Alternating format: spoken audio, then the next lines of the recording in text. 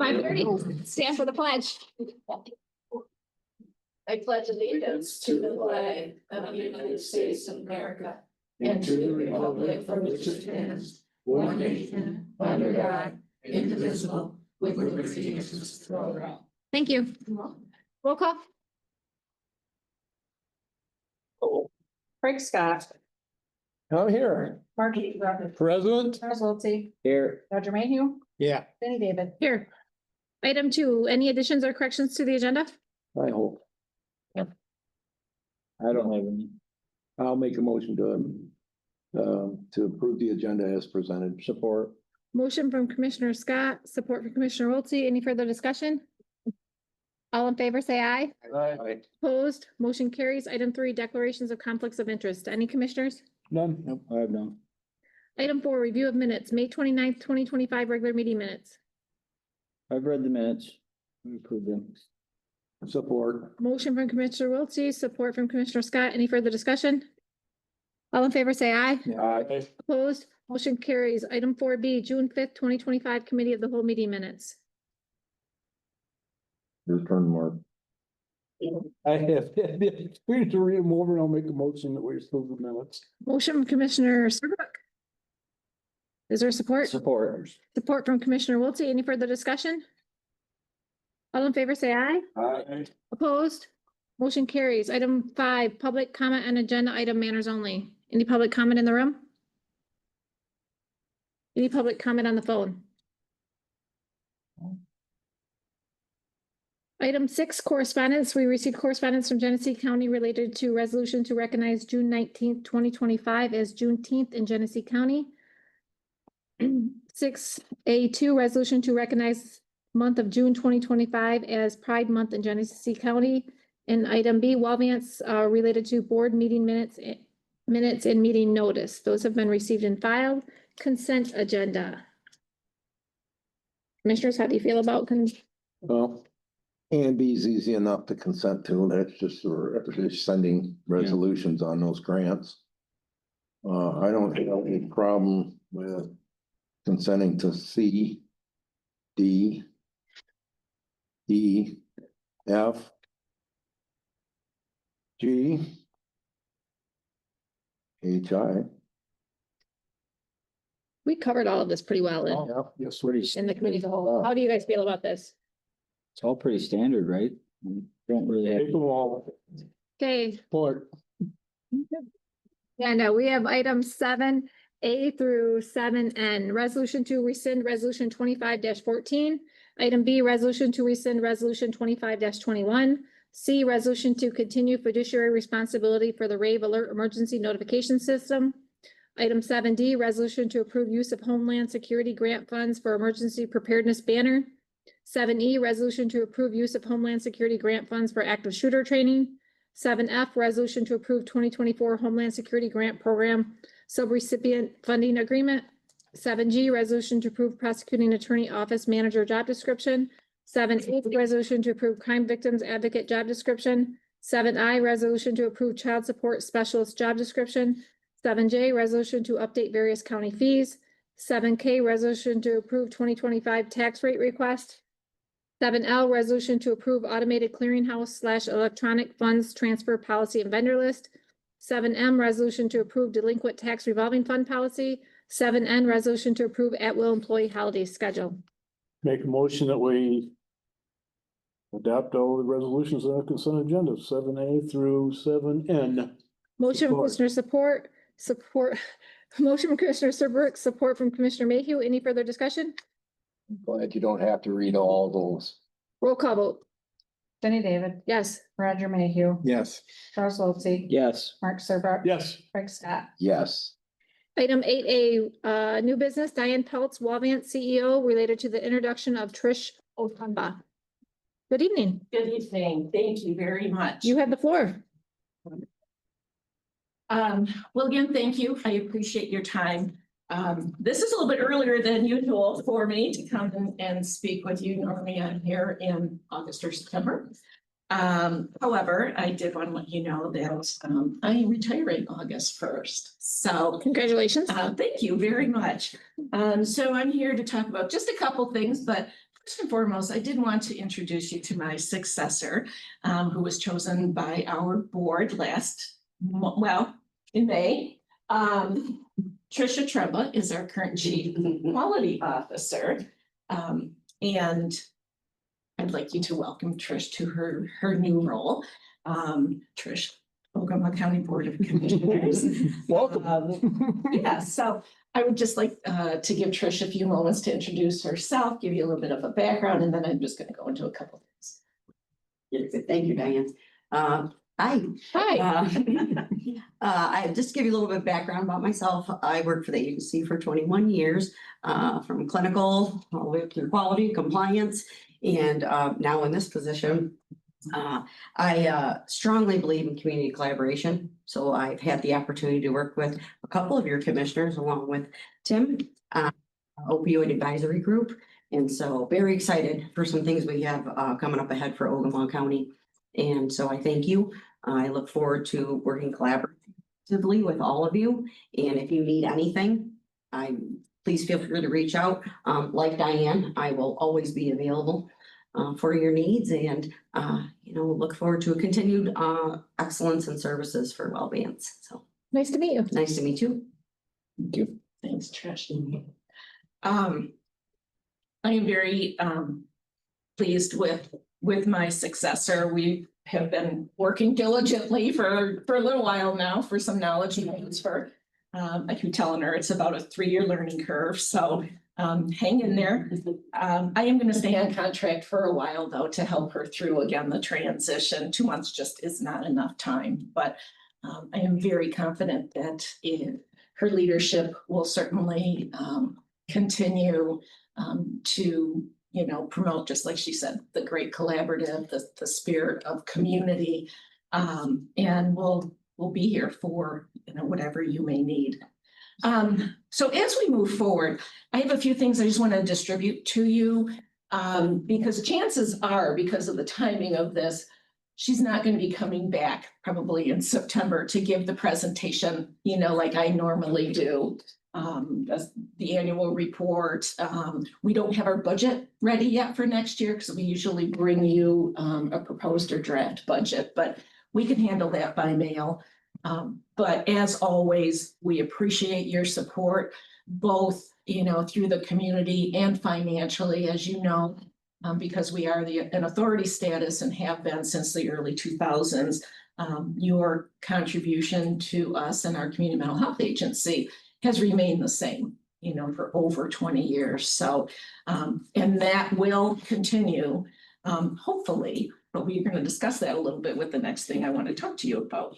I am going to ask Trish to pass out 3 handouts to you. One is our annual report. So it's got some really good data in there. The next couple of things I want to talk to you about actually has to do with the resolution that's B under new business. I did send that to Commissioner Serbrook and to Commissioner Wilsey yesterday. The other 2 documents that she's going to pass out to you actually relate to that. So it's why we're asking for your support on that. So after the annual report, like I said, with the other 2 documents, the first one, actually they're both from the Community Mental Health Association of Michigan, which is our trade association. One is an infographic and the other is a narrative. And this actually addresses a procurement proposal that MDHHS has submitted to bid out the PIHPs. Just a little bit of history. There's 10 PIHPs in Michigan. Those are the entities that receive the Medicaid funds to downstream program in the region. Is it a perfect system? No. I think that anything has the opportunity to be improved. And we always look at that. Continuous quality improvement is important. I have a copy of the resolution that was sent, and like I said, is in B here under new business. The premise, I want to say, of of the bid out, while they don't come right out and say it, really is to privatize the public mental health system.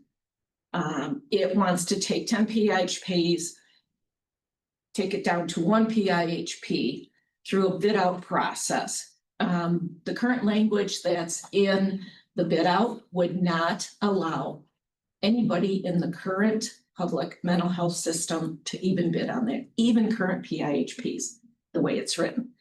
The only people that could, or entities that could bid on that would be health plans, 401c3s, some other entities that, while they say they are not for profit, we could probably argue a little bit differently.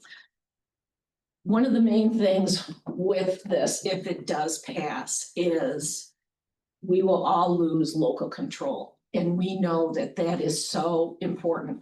When, 6 years ago, when I addressed the group about the potential for privatization with the Mike Shirkey bill, it was the same thing. Losing local control is just a disaster waiting to happen.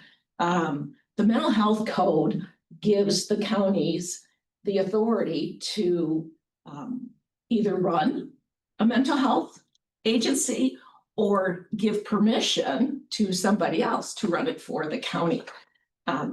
It would take that away. It would take away local control. It would take away the CMHs.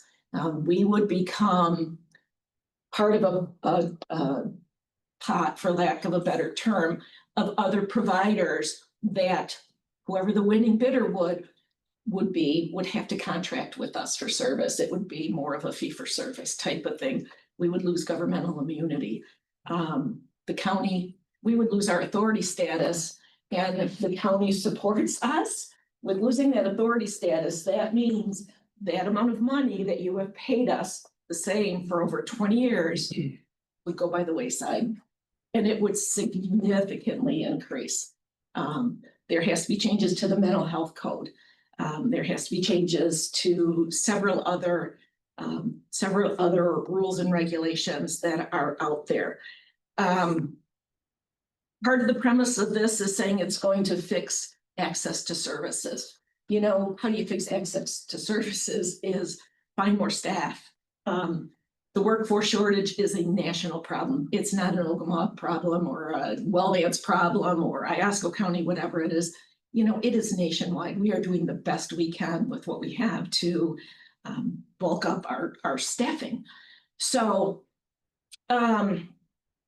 it's really not going to increase the workforce. It's not. How can it? The people are not out there. If we don't have them already, where are they going to be found? Network capacity is going to be lessened. It talks about it's going to reduce administrative overhead. You know, Medicaid rules are what they are. It requires a lot of documentation. That's really why a lot of people don't like to work for Medicaid agencies, because there's so many rules and regulations. But that's not necessarily going to change. The local voice is the thing I keep coming back to, though. We are going to lose that. It is so very important. So, you know, you do have the documents. You can read them over, certainly when you have a moment. If you have more questions, I'm more than happy to either come back, address the group, do it by email, do it by phone call, whatever it might be. The resolution actually came from the Community Mental Health Association of Michigan, like I said, which is our trade association. I do want to share with you, we just recently came back from a summer conference where both Commissioner Serbrook and Commissioner Wilsey were at as part of our board. And actually Commissioner Wilsey was appointed as a 3-year board member to the executive board of the Community Mental Health Association's executive board, which we welcome and we thank you for accepting that nomination. So you're going to have great representation on that and be able to know what's going on even more and some of the other barriers, you know, that we face. But you know, overall, this could not be worse. This could not be worse for the public mental health system. Right now, it's still out for public comment. They're looking at putting the full proposal out in the fall if it goes through implementation early 2026. I would just really strongly urge this board to read that over, to consider signing on to the proposal and the resolution to fight this. This is on statewide. I cannot tell you how many boards of commissioners have signed on to this, but I know that there have been numerous ones. The last thing I do want to leave you with, speaking about our trade association, if you're not aware, they have an advocacy center. If you're interested, if you just go to their website, which is cmham.org, Community Mental Health Association of Michigan, on their homepage, they have a link to an advocacy center. If you click on that, there's a drop down, and then there's a subgroup where it says advocacy, take action now. The thing that's great about that is you will see what's called an action alert, and our liaison from this association to the legislature, who is very good with communicating with us. When there are things of great need and desire to get information out to our legislators, he will send what's called an action alert. It will come into your email, whether it's personal or business. It comes in. Writing is already there, a letter to go to your legislator. You can send it as is. You can personalize it for yourself. All you have to do is put in your zip code. It will automatically bring up the legislators that are in your area. You can tweak it, you can sign it the way it is, and it emails right to them. So it's another way to help get that advocacy out there. And it works great. And if you want to even track certain legislation, I mean, there's a link there too, if you're looking for something specific. So it really is a great advocacy tool that we can use personally and professionally. So with that, I am going to stop and ask you if you have any questions. I have none. It looks like we may lead into 8B, where you guys are gonna continue this conversation. correct? We are, because Yeah. we're gonna lean on Diane because she is the subject matter expert. She's been on that regional board for eons. She knows the ins and the outs of it. There's just a couple of things that I want you to touch on. And number one is the 13% that the would take off the top of anything. And the other thing is FOIA. To me, that's a biggie. The fact that if it goes to a health plan, they're not subject to FOIA. Correct. We will never know what's going on, how they're spending that money. They don't answer to the public. They don't answer to anybody.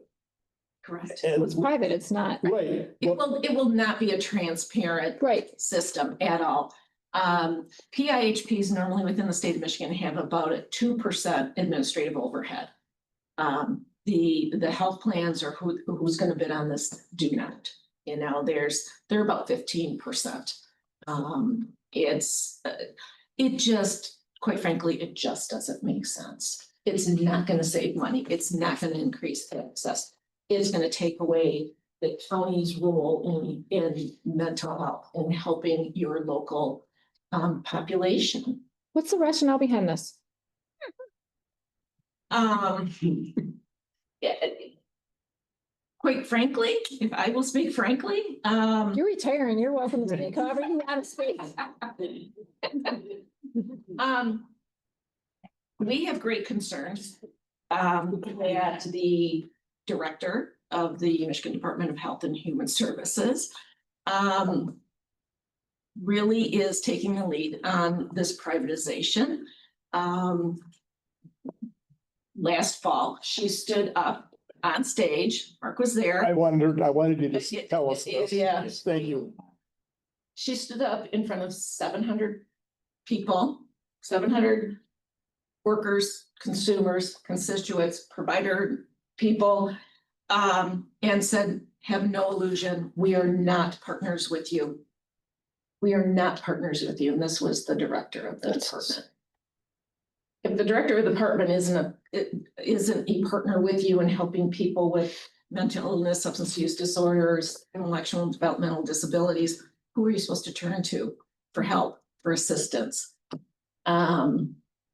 you know, So you guys are asking from us a letter of support. this resolution. Okay, Yeah, this resolution to just say that you oppose the bid out for the reasons stated. You know, disrupting the relationships. It doesn't have any transparency. You're gonna lose local control. It's really not a competitive procurement process because it limits the people or the entities that can actually bid on it. was there something similar to this a few years? That was Yes. the Shirky bill that she's Yes. talking about. Yes, Okay, It, exactly. and that did not pass. It did not. No. Okay. It did not. my It opinion, resurfaces every 5 or 6 my years. opinion is, and when we got this from the conference, this is basically an end run. Shirky tried to get it in legislation. This is a back door that DHHS is trying to do. And the thing that I find very interesting is when Shirky was trying to do it, he was a Republican and he had, control of both the houses, Senate and the House. And now here we have a Democratic appointee trying to do the same thing. So it makes me wonder if it's not all about lobbying dollars in the end. Because the health insurance companies spend out millions and millions of lobbying at the state level. So I truly believe in my heart of hearts that the lobbying dollars have a significant factor in this. Commissioner Wiltie. Well, I think this is a pure example of those sneaky moves where very politically driven and again, not even through legislation. I mean, our president of our association this past week, who's been the president, Bob, for a long time, very knowledgeable man, and our in-house lobbyists who are in the Capitol every day working with Republicans and Democrats. I mean, they were very adamant that many people within the organization of DHHS don't even understand it. They don't. I mean, it literally is driven by the lead lady who's just trying to basically go around the back door to make this happen. And that's what people are sick and tired of. Correct. And that's why we need to do this. That's why we need to educate our people, to educate the constituents of Ogemaw County on these type of things, because mental health is a huge problem. Correct. And it's continued to be, and this would be devastating if it was privatized.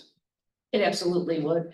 And even as far as the legislature, they make their appropriations to behavioral medicine and the public mental health system.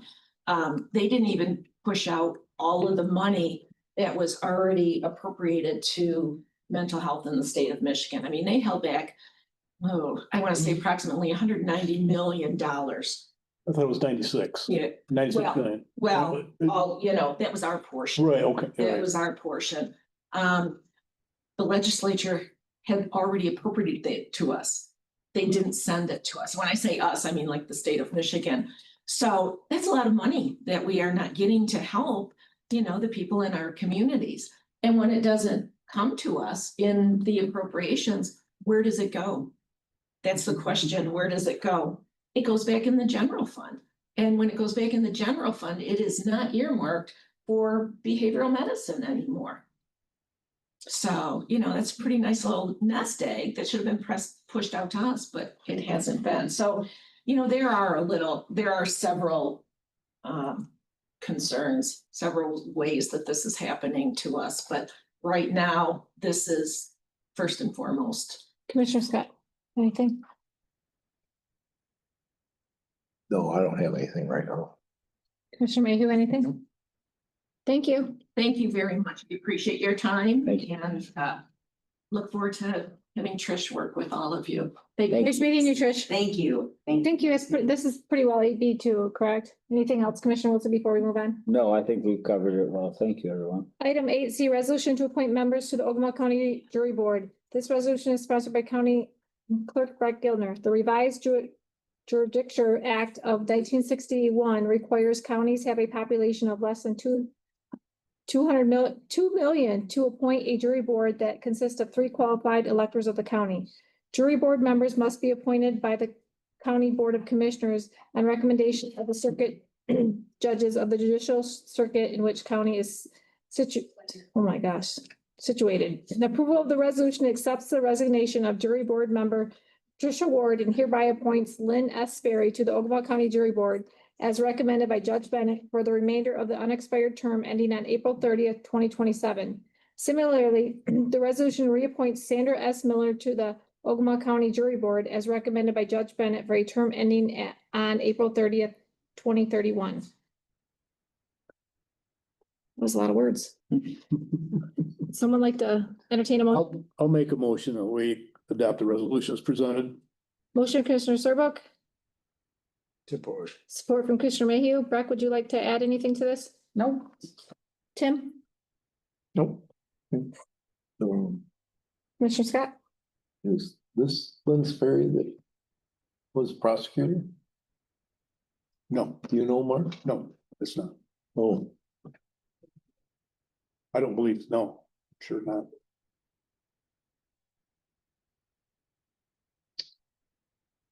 Anything else? Commissioner Scott, anything else? no. All in favor, say aye. Aye. Opposed? Motion carries. Item 8D claims. Oh, hang on, I wrote down. Claims was quite a bit this.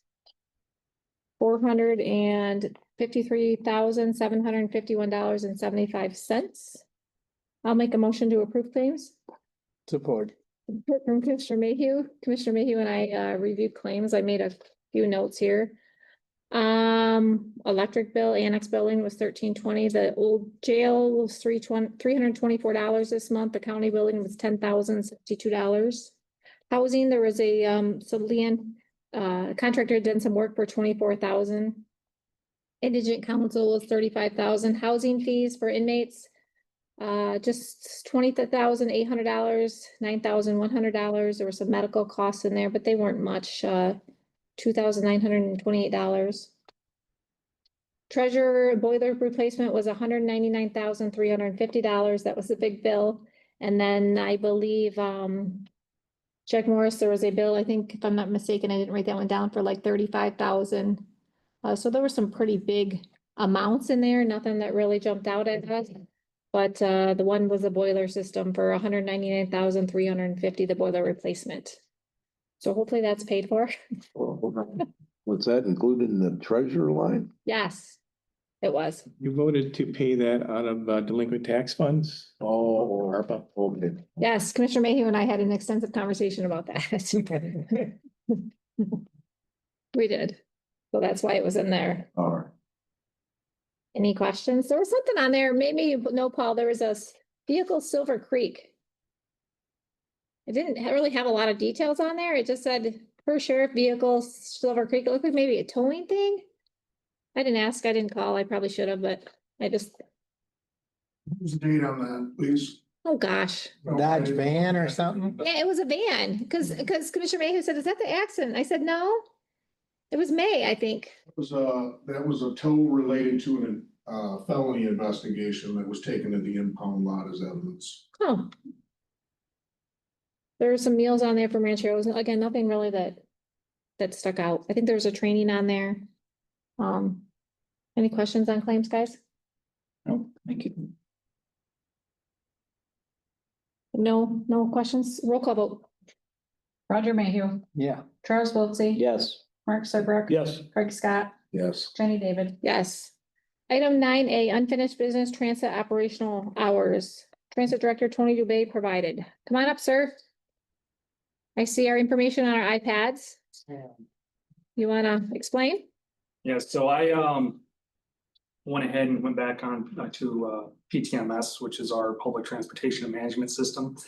It's where I go to report all of our operating expenses and to pull reports or to provide reports to MDOT, which is a requirement for me. I went ahead and looked at our performance indicators for calendar year 2024, which is where these numbers are coming from. So keep in mind, last year we operated on some Saturdays, or majority of the year on Saturdays, so our days operated they're up there to 304. This year is going to be a little different. But our average hourly cost for one transit bus was $62.54. So this is where, last week when we talked about reducing that hour from 6 to 7, this is where I was getting that information from. So the one thing I did want to mention, besides the numbers and the operational costs, is again, the added benefit to this, which is to provide more of a demand response for our community during peak transit hours, which again is provided by the data that you guys received last week. Questions? Yeah, you, you're not gonna shorten the hours at all, you're just gonna start them earlier.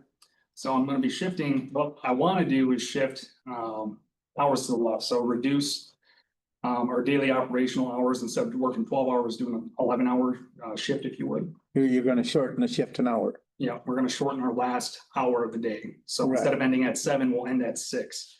But because of demand, you know, again, we've seen that increase in demand, you know, early afternoon into kind of late afternoon, 10 to 4. I would really like to provide more service during those peak hours. So you're starting it, like you said last week, you want to start them an hour early, No. early. Oh, you don't now.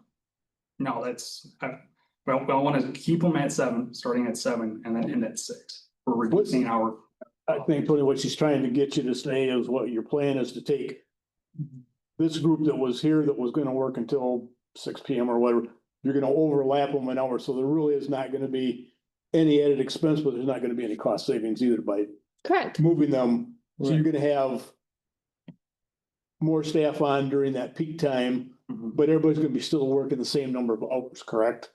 okay, Right? that's not where I was going with that, no. Oh, I thought, well, I'm, okay. That's how I understood it last week. So you've changed? No, that wasn't the intention at all. Okay. It was reducing our operational hours by 1 hour. So instead of Correct. having a 12-hour, so we're still starting at 7, Yep. right? And then we're ending at 6, but we're taking that hour that we're Right. cut and we're gonna replace that with an additional route earlier in the afternoon. Right. We're not talking about operational hours. I understand you're cutting that by an hour, but as far as individuals' working hours, Yes. we're not, you're No, not. we're not changing cutting, that. no. So you're not doing a savings. You're. Yeah, that's what I was saying. You're just gonna move.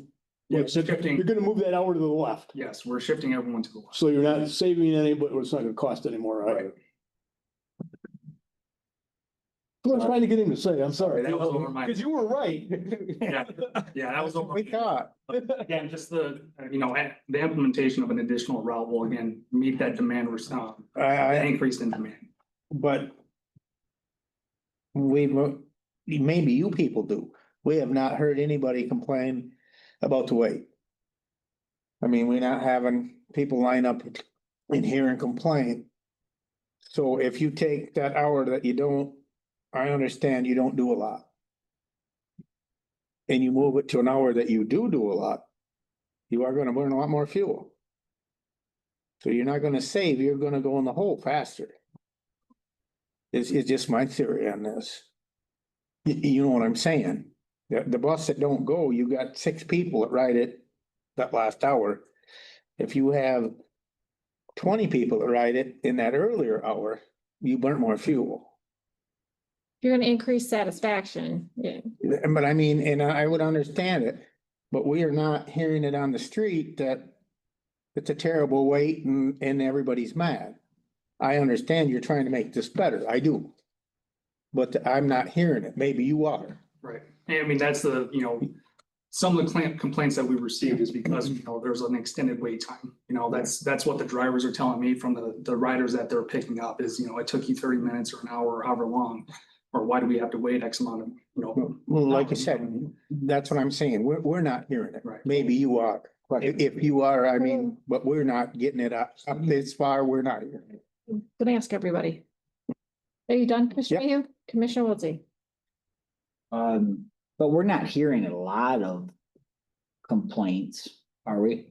No, not necessarily. Because the other side of this would be, we could just save money. I mean, we obviously know that financially, you know, we're okay, but without a millage, with the loss of state and federal revenue, we could just save that money and not add that additional on during the peak time. You know what I mean? Yes. That'd be also another option from this. Right. I mean, there's a lot of different COAs, if you would, that we could take this, right? But I think to meet customer satisfaction, as Commissioner David said, or to respond to the heightened demand of our transit earlier in the afternoon. I think this is a great way to do it too. Do drivers complain about working later in the evening? No, not necessarily. Commissioner Wiltie, anything else? Not right now. Commissioner Scott? The dispatcher that works until 7, are you gonna move their hours to the left also? Everyone's getting shifted to the left. So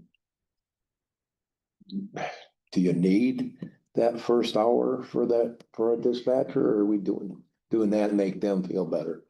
No, so we're, the overlap in dispatch, it does get hectic, as far as working on the computer and taking phone calls at the same time and answering the radio. So, discussing it with the dispatchers, they would like to have that overlap too. That way it lessens the burden on one dispatcher. If that makes Okay. sense. Well, it makes sense to the dispatchers. Commissioner Serbrook? I don't have anything else. Thank you. Thank you, sir. When did you guys meet again? For Transit board. To be determined. Oh, yeah. It was scheduled for June Yeah, next but Still waiting. Most likely it'll be that 26th. following Thursday. Okay. Which side? More feedback from the committee. I understand what you're trying to do here. I would like more because we already cut services on Saturday. We already, I understand not a lot of people ride, but there are some that do ride. And even if you just took it down to one bus, or I'd like to hear more from another committee member. And I agree, if you're really trying to save costs here, cutting an hour, but then you're gonna have individuals, that's an hour's loss of pay. So there's a lot of different aspects to look at that, and that's a lot to some individuals. So drivers, I'm talking dispatch, if you're not overlapping there. So I'd like to hear more from the committee members. You're not wanting an answer right away, are you?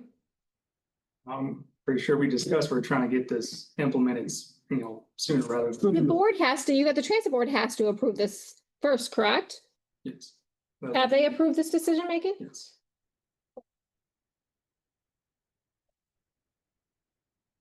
Oh, I understood it. Maybe you guys are still talking about it. I guess I misunderstood. So Comment. go ahead. Yeah, after we started, really being able to use the data the way that it should be, which appreciate Tony figuring that out. And this is, when we started seeing that ridership from 6 to 7, we just said that, when we saw that is when we really said, well, we think it's time to make a decision on this. And then that's when we basically brought it to the board here.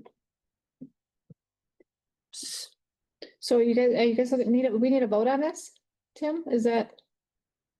I think for the benefit of transit, yes, if you agree to do this, they need to have that authorization. Tony's not gonna make this decision on his own. Did you have something else? Was somebody snapping or something? No, I just opened my water bottle. Does anybody want to entertain a motion on this?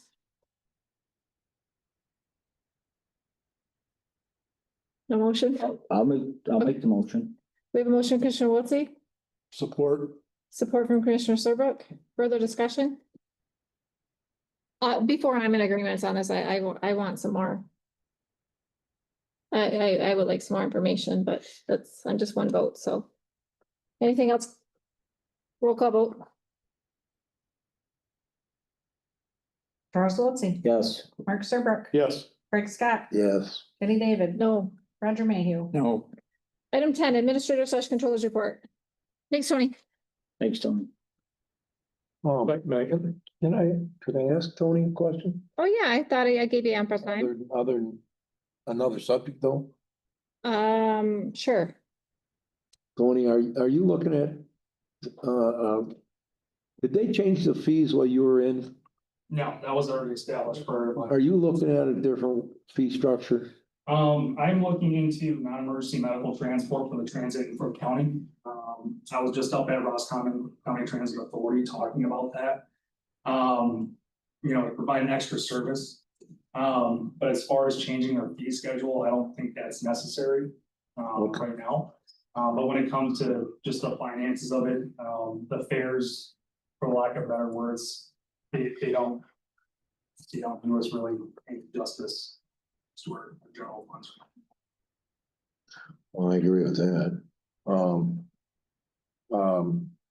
This non-emergency medical, who pays for that? Who pays for the ride there? So that'll be through third parties, DHS, my Michigan.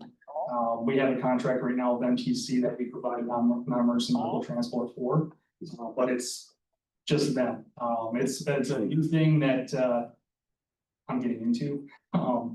So I'm still gathering more information. Like I said, I'm working with RCTA right now, seeing how they do things.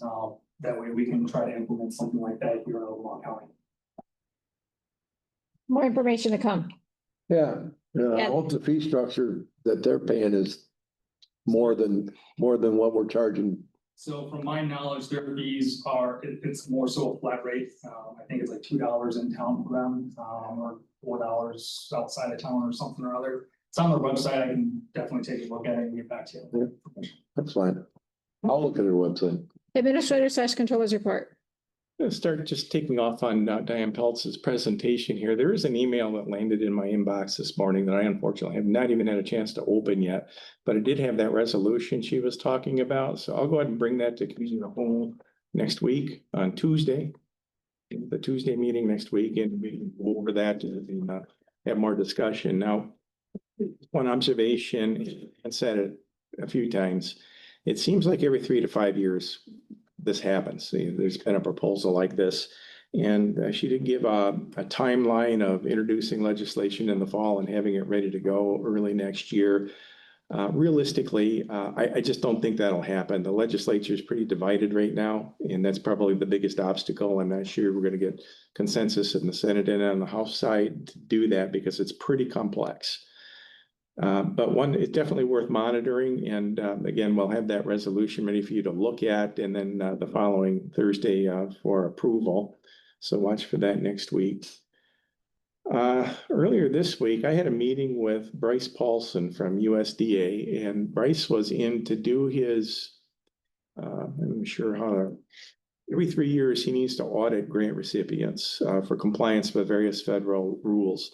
A few years ago, we passed code of conduct that was directly in line with the federal government's code of conduct when it comes to procurements. And we were in compliance with all but one item that he pointed out. It's called the Limited English Proficiency Policy.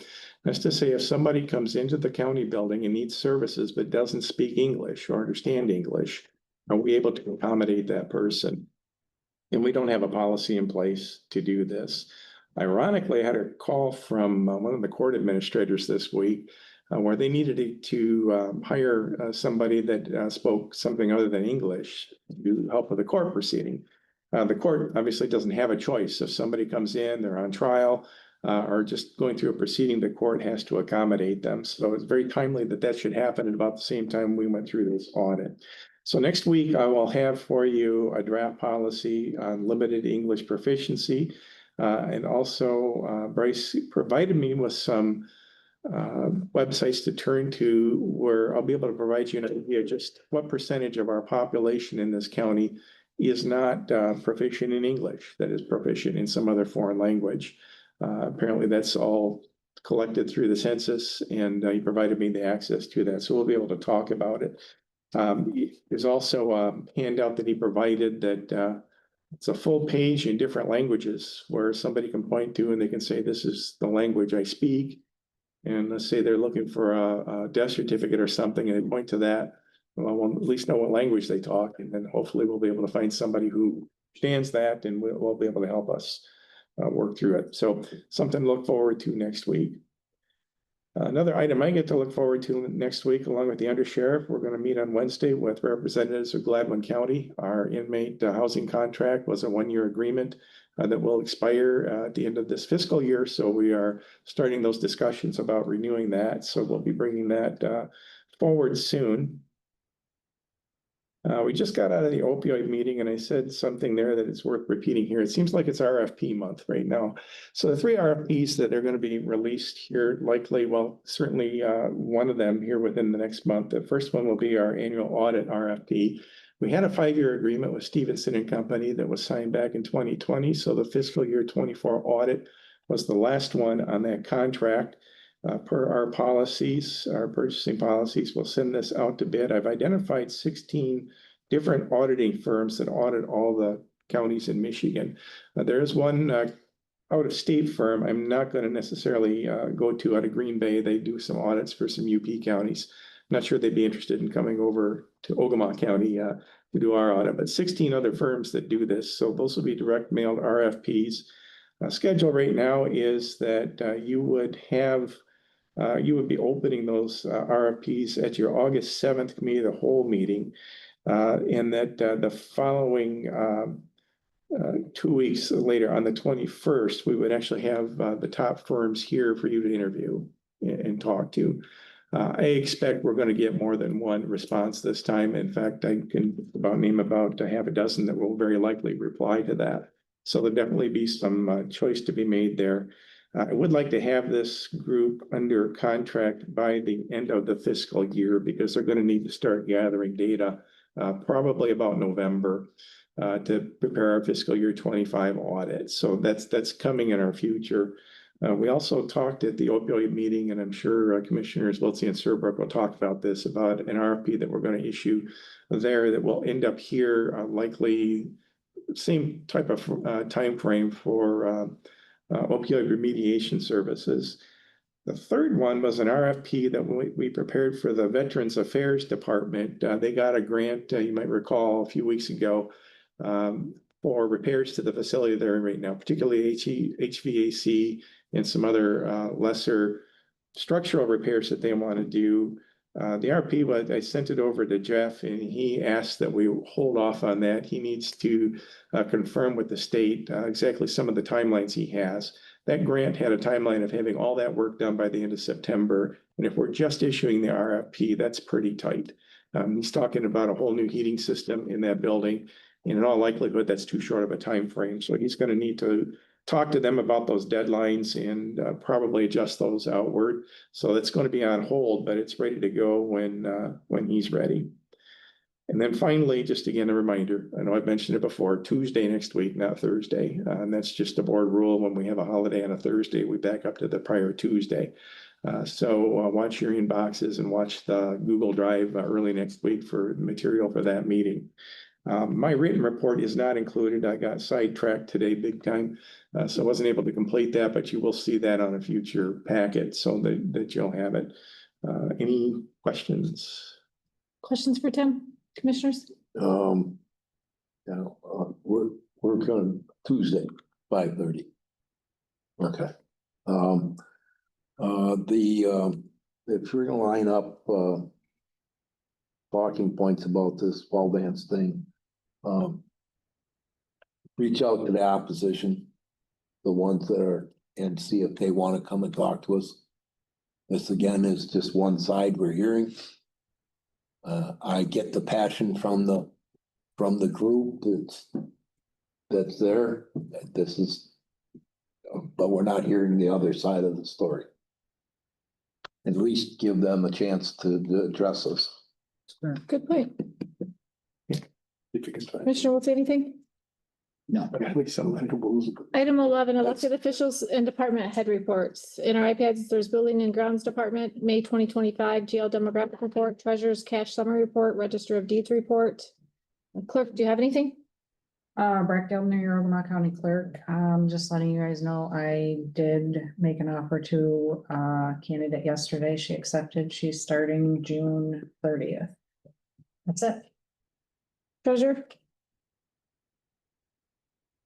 Karen Pidlowski, your Ogemaw County Treasurer. I just wanted to say thank you for adopting our new policies tonight. It was part of our internal controls audit that we implement those policies, and I'm happy that we are striving for a gold star at our next audit. So thank you for adopting those.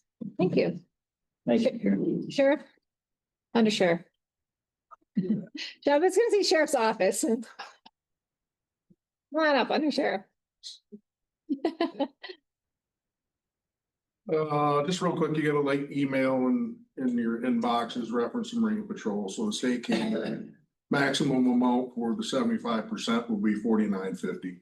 So the resolution, as Commissioner Serbrook pointed out to me prior to the meeting, is more than enough to to balance that, so. Marine patrols will continue in general and Lake Ogemaw. Both schools are officially out on summer break. Performance reviews are in. Both schools were very positive about the performance of the deputies in each of the schools.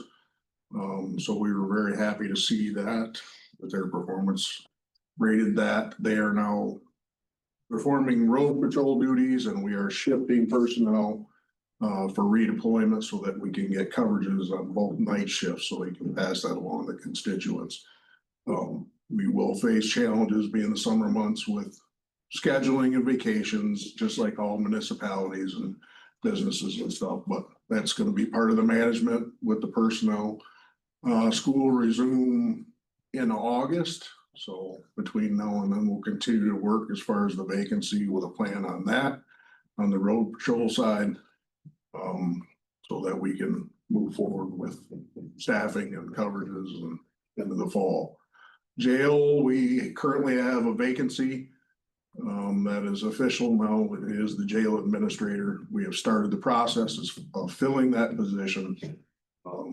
Contractually, we'll meet our obligations for internal and then go from there. So as soon as we got more news on that, we'll pass it along.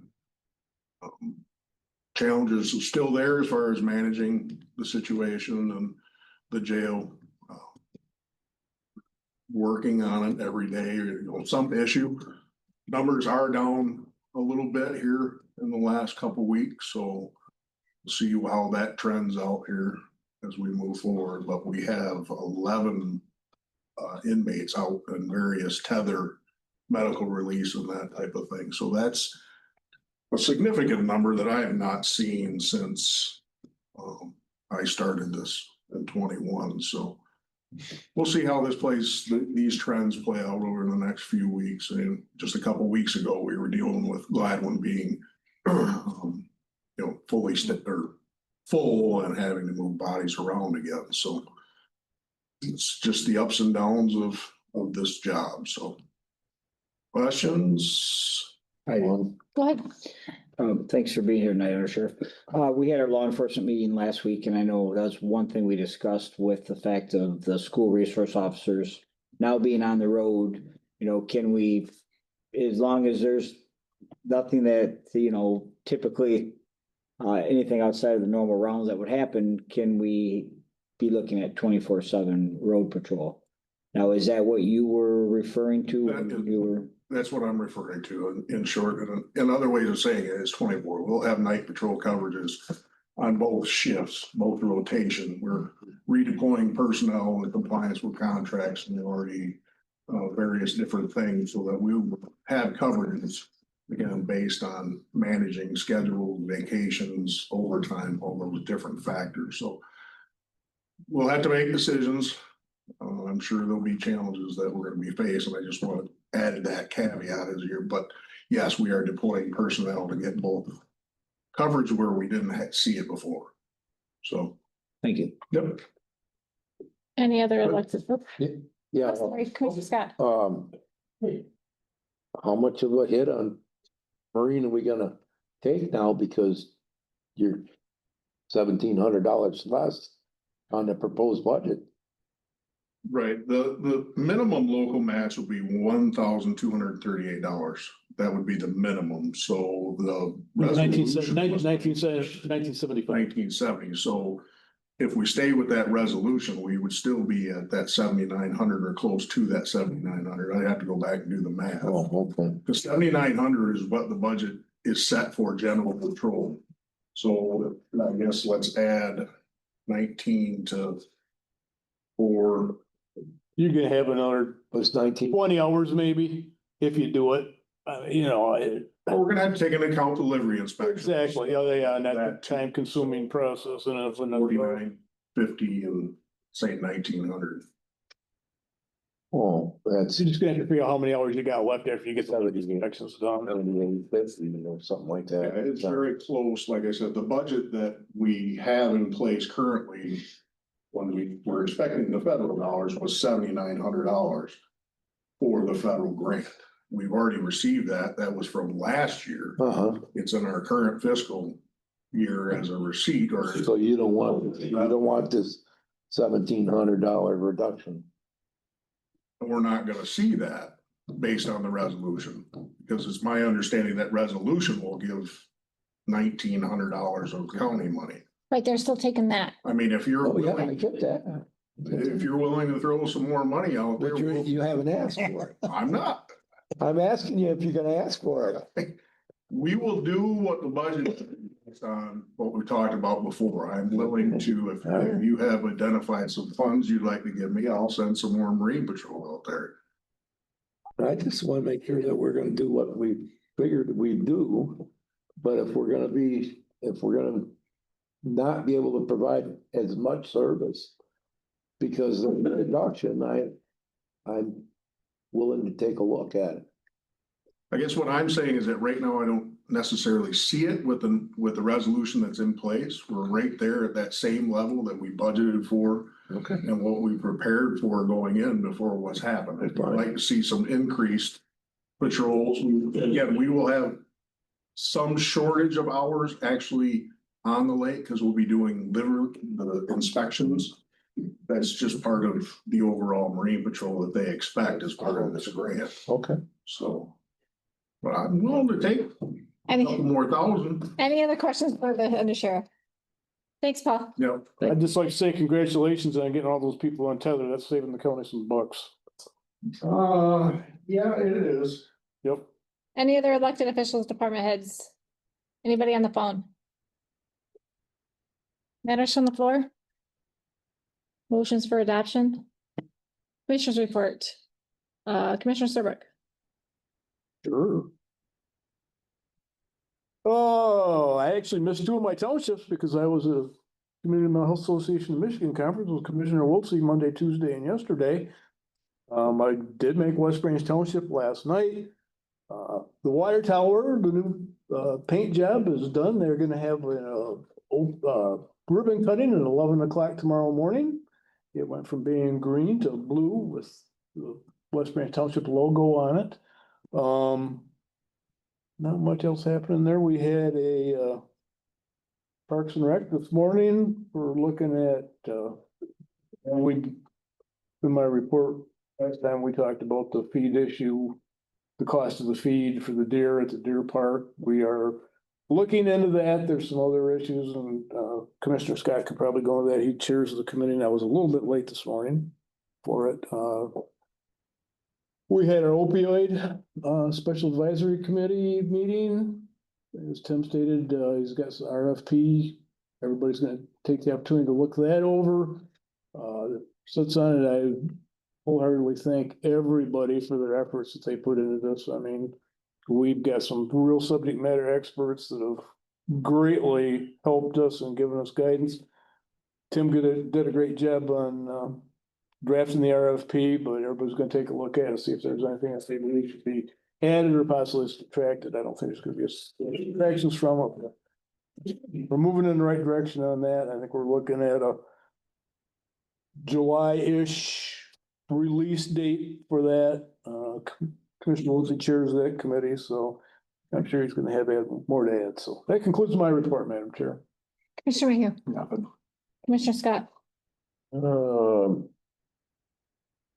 Foster Township was Tuesday night. They had quite a few zoning questions.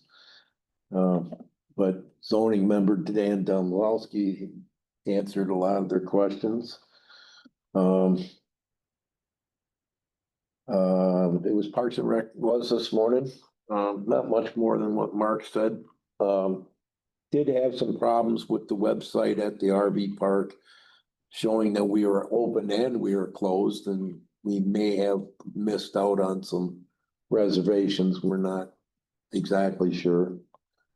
But it's going well there. It's crowded. I mean, there's a lot of people made reservations. So we're doing pretty well all the way around. At the High Banks, Mr. Johnson was there to tell us that the damages from the drunk driver that ran over all the poles is getting repaired. And we've been getting restitution for it. And pretty good numbers for the restitution, so some money has come into the high banks, line of. I think just about half Half the cost. the cost, Yeah. yeah. So it's not the typical $5 a month like we've seen from restitution in the past, so. And when I got restitution, it was $20 every 6 months or something. But I missed the road commission meeting last week. The 2 weeks prior to that, there was some talk about the contract for their oil pit was not fulfilled on time. And they were talking about late charges to the contractors and things like that. I guess that was brought up again last week at the meeting I missed, but let's see. I think that was all I've been to. The oil pit, is that their drain, when they change oil on the trucks that Yeah. goes into it? Yeah, they So like put a, Safety Cleaner, one of those companies that comes picks it up supposedly, and is that what it was? no, they had a whole new pit put in this Okay. winter. A whole new pit, cut the floor open, Right. whole new pit put in, and it wasn't all completely done. Oh, okay. I thought it was somebody was supposed to haul the No. used oil away. It was construction of that pit. Construction of. Okay, Yeah, thank you. a local contractor. It was bid out and the local contractor was awarded. Thank you. Yeah. So I think that's about all I got. Commissioner Wiltie. Last Thursday morning, we had our budget committee meeting. It's really great to see the attendance, especially this budget year that we've had from all of our stakeholders at this meeting. We're really happy the way that's moving forward and the transparency, and I really think that there'd be a good chance that we could be looking in August to have our budget settled instead of this last minute end of September, running around and back and forth. I would love to be able to see that as long as we feel comfortable with it, but it's really good to see that everyone's come to the table and, that budget committee, it is very valuable to our community. Today I actually stopped at the Ray Animal Shelter. I just wanted to kind of stop in and see how things were going there. I was really impressed, with the cleanliness, the amount of dogs and cats there. They had a number of volunteers, 2 full-time employees working. They had some people there looking to possibly adopt a dog, and they had their small child. It was really neat. Been meaning to get there, but I'm glad I did get there today, especially, you know, with the millage that we do have passed now for supplying financial assistance to the shelter, and with also the assistance to our animal control officer. This past Tuesday was Mills Township meeting. Sadly, I had to miss it, but I did put a report in. I was, as Commissioner Serbrook said, in Traverse City with the Wellbank CMA summer meetings. I do plan on stopping tomorrow at Mills Township Hall, talk to some people, see how things are going, seeing some of the challenges, and hopefully things will still continue to be going strong there with the new board. We've got a lot of good things in motion. I see our new blight officers here tonight. Steve, thank you very much. EMS, we had an EMS meeting this morning. We have 4 employees right now on medical leave. Hopefully 2 of those will be back real soon. Seems like the morale's good. They're staying busy. I know our director and our assistant director both said that they're possibly going to be in a van this weekend or coming up with some events. So it's really good to see that they understand the importance of being a team player and being out there with the team members when needed. Also the transparency from the millage equipment. We did ask that there be transparency to our residents. They have made social media posts regarding the items being purchased, and I feel that's very important. And I know our residents greatly appreciate that transparency on where their hard-earned money is going, being spent at. So that was good to see. As Commissioner Serbrook says, I mirror his comments regarding our opiate settlement committee. I want to thank Tim for his knowledge and his leadership on the RFPs. Do have copies of that if any of you guys would like that. I know Commissioner David, Commissioner. You, Commissioner Scott, has a copy. Sorry about that. But we're really at that point now, you know, it's the meat and the potatoes. We worked hard at this. We know the importance of it. We have over $1 million in that account. Looks like we'll have another 200 and some $1,000 possibly coming soon. This is important stuff. This is a big item in the county. We want to do this right.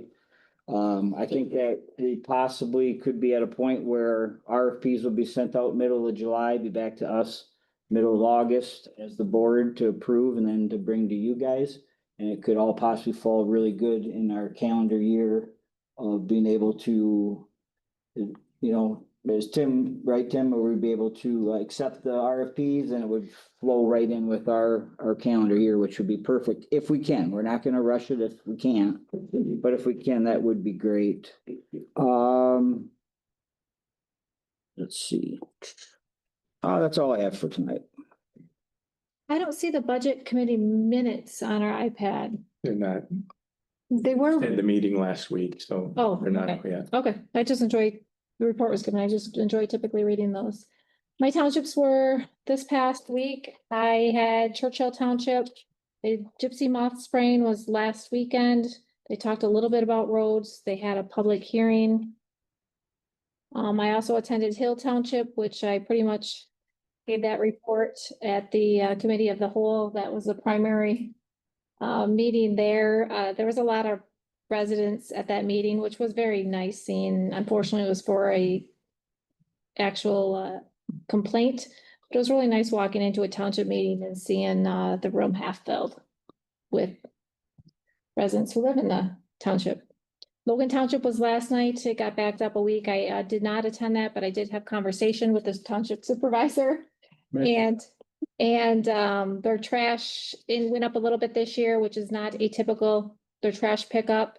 And the fire board, they removed an individual from the fire board because of non-participation, and the township supervisor is now on the Logan Richland Fire Board. 911 meeting got changed as well. That was last week.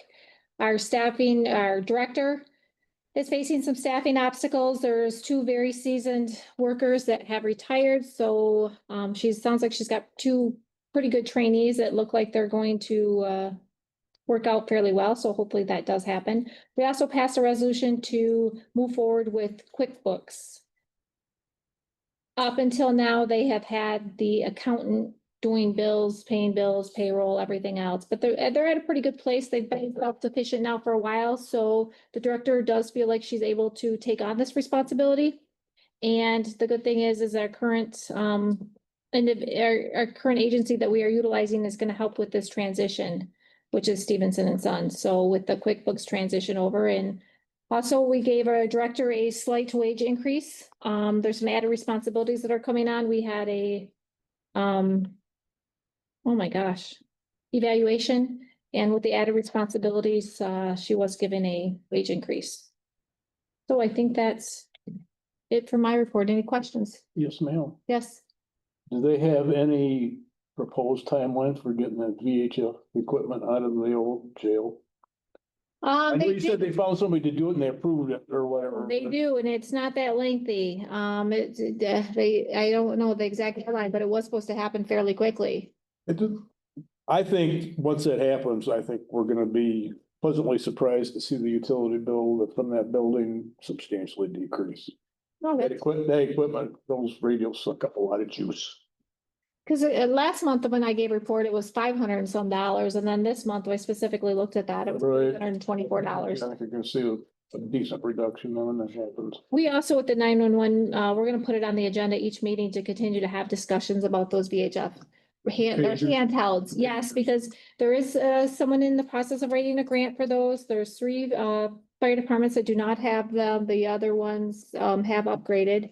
So we just want, The largest ones in the county We don't just- have it. we just want to make sure that this doesn't get lost, and it's not, 2 of the fire departments probably do have the funds to support this. One of them definitely does not, but 2 of them definitely do, and it's more of a resistance versus an expense. So, you know, we didn't necessarily put a deadline on it, but this is not going to get dropped, just to make sure that they are moving forward with it. Yep, keep on them. So, general public comment, any general public comment in the room? Mr. David, I. Yes. Couple. Oh, Just real quick. Go ahead. Just a reminder to everyone, this coming Saturday, at Rossetti's and Skidway, we have a bicycle safety training.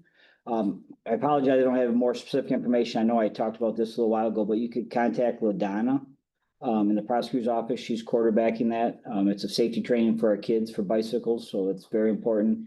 And then also the 21st, which would be the following Saturday, is, we've talked about this also, but it's a fly-in at the airport. And breakfast starts out there at 8 o'clock. That's a great event. Some jets will be flying in, great little breakfast. So I just wanted to touch base on those two things. General public comment in the room? Any public comment? Are you coming up? I am, I'm coming up. The mayor, Which hat are you wearing? This will be the mayor. the mayor. Yeah. And your name? Van Winkle.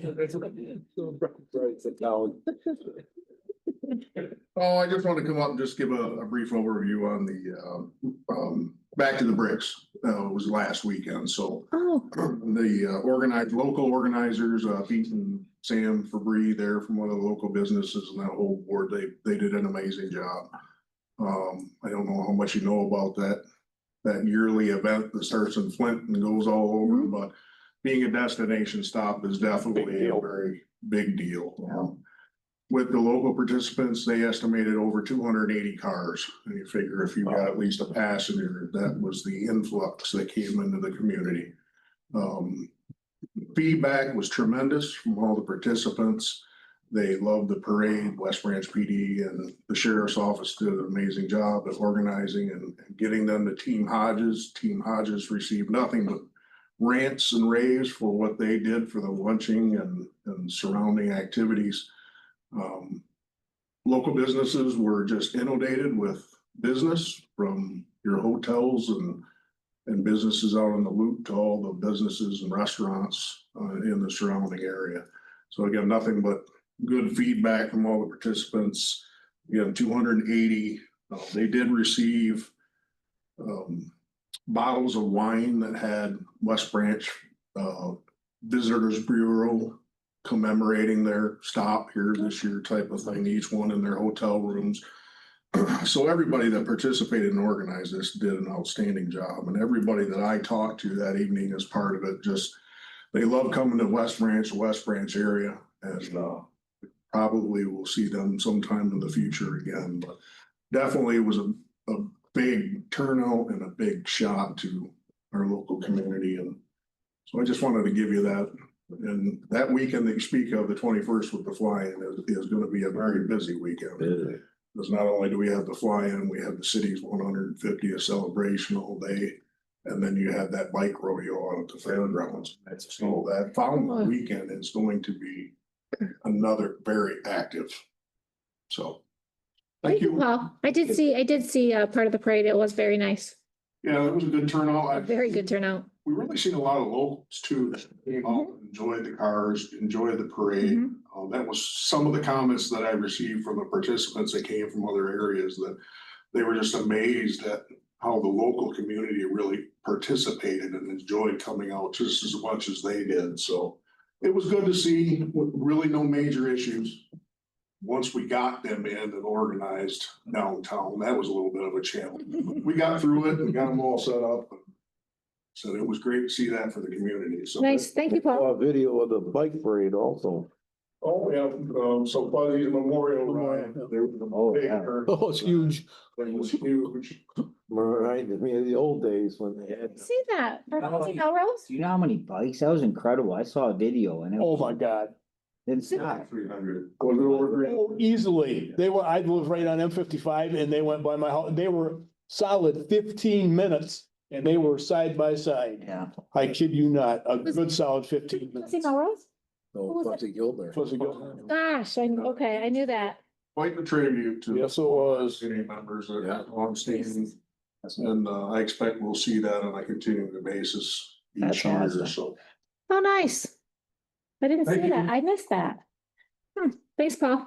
Any other general public comment in the room? Any general public comment on the phone?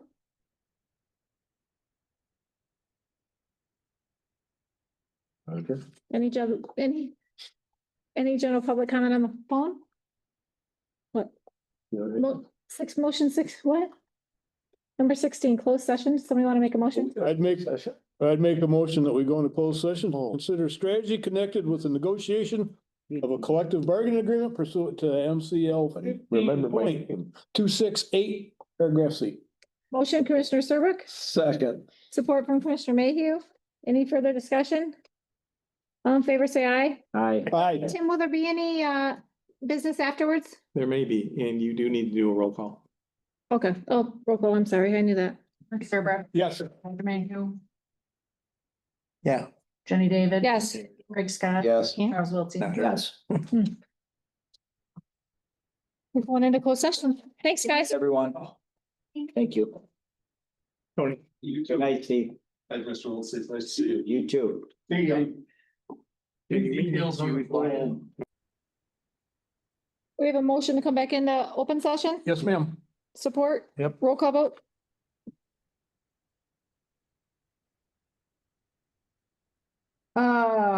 Jenny David. Yes. Craig Scott. Yes. Charles Wiltie. Yes. Mark Serbrook. Yes. Roger Mayhew. Yes. Would someone like to entertain a motion? I'll make a motion that we accept the resolution in front of us to approve a collective bargaining agreement with the Police Officer Labor Council Corrections Unit. Motion, Commissioner Serbrook, I'll support. support from Commissioner Scott. Discussion? Roll call vote? Charles Wiltie. No. Craig Scott. Yes. Jenny David. Yes. Roger Mayhew. What are we voting on here? This bargaining, what we just this, nothing else, the corrections, Just the correction. this thing. Not the one we was arguing on. No. No, just this. Okay, yeah. Right, I apologize. I wasn't. Commissioner Serbrook, Yes. motion carries. Right. Did you want to add something, Commissioner? Well, I just like to, I got myself a little confused, emotions a little high. I would have voted yes. Yes. If she can add that to the comments. Motion to adjourn, Yeah. support, all in favor, Aye. Aye. carries. Do you want this back at all? You want this? Night, everyone.